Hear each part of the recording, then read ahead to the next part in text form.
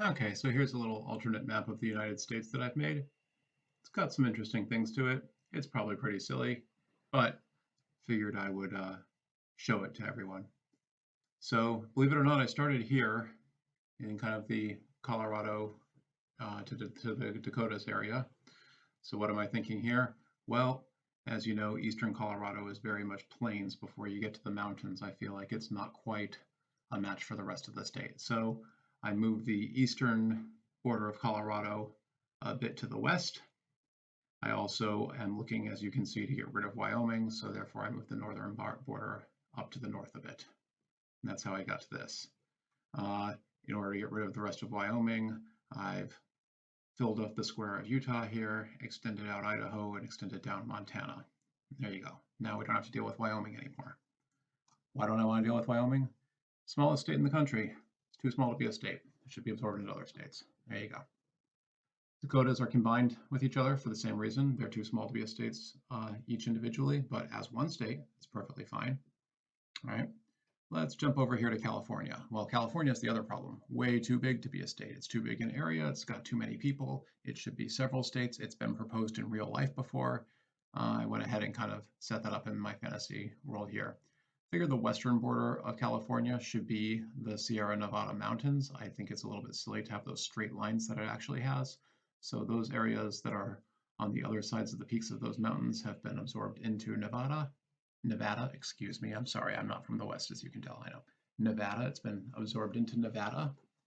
And then the rest of California has kind of been broken together into its own states. I did put a little bit of Southern Oregon in here because I know that there's an actual real life movement to make a state that looks something like this. So that's why I did that. What other states are too big? Well, obviously Texas. And I know everyone in Texas loves to be the biggest state, but the truth is that they're too big for their own good.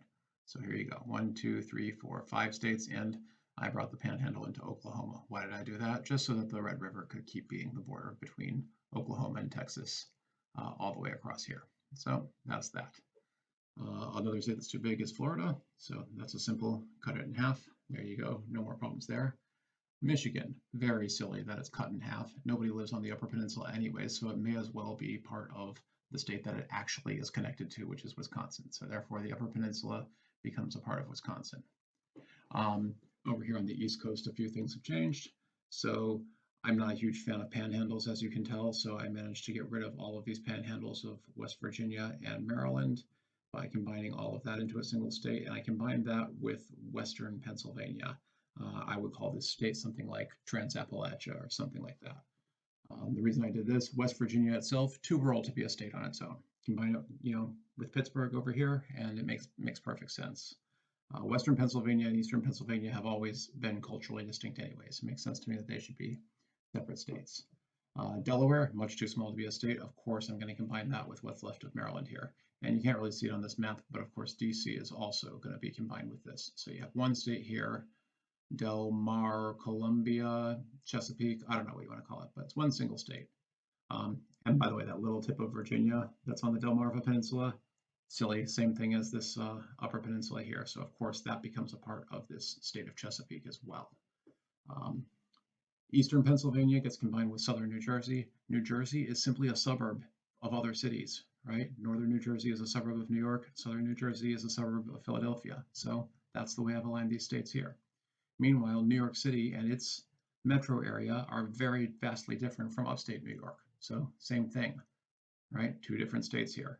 The New England states, many of them are too small. I think Massachusetts is fine on its own, maybe a little bit too small in area. It's certainly fine in population, but in order to make this work well, you can't have a Vermont. It's just too small. So culturally, there's a lot of similarities throughout New England anyways. So I went ahead and combined these all together. Full disclosure, this is actually the state that I'm from as well. So, hey, my own state is not immune from my silliness here. All right, the one other change that I have in here that you can't see at all is that, those of you who don't know, there's a little thing called the Kentucky Bend, where there's a little tiny piece of Kentucky that's separate from the rest of the state. That's now part of Tennessee. Can't see it on the map, but that is the case.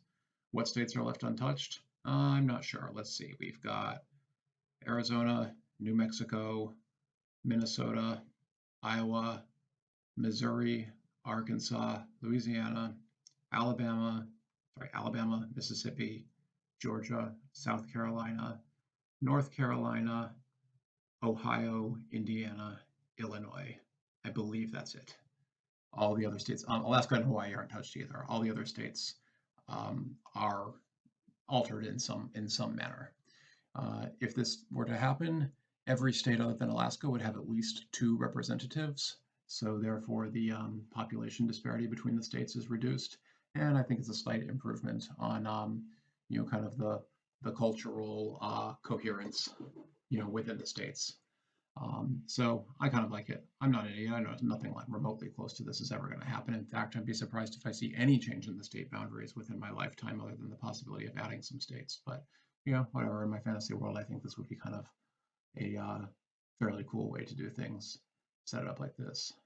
One friend of mine suggested that, oh, well, St. Louis and Kansas City are still kind of divided between states. So if I were going to fix that, I would make Chicago kind of its own state and then combine Southern Illinois with Eastern Missouri and then Western Missouri with Kansas. That would be an option. But otherwise, I'm kind of just happy enough to leave it as it is. It's also been suggested that actually I should just go ahead and combine the Dakotas with Montana, but in my eye, that's just much too big of a land area. Even though, yes, of course, population-wise, that makes sense, but land area, that's just kind of amazing. So it seems kind of ridiculous to me. But of course, this whole thing is ridiculous. Anyways, hope you enjoyed that map. Bye.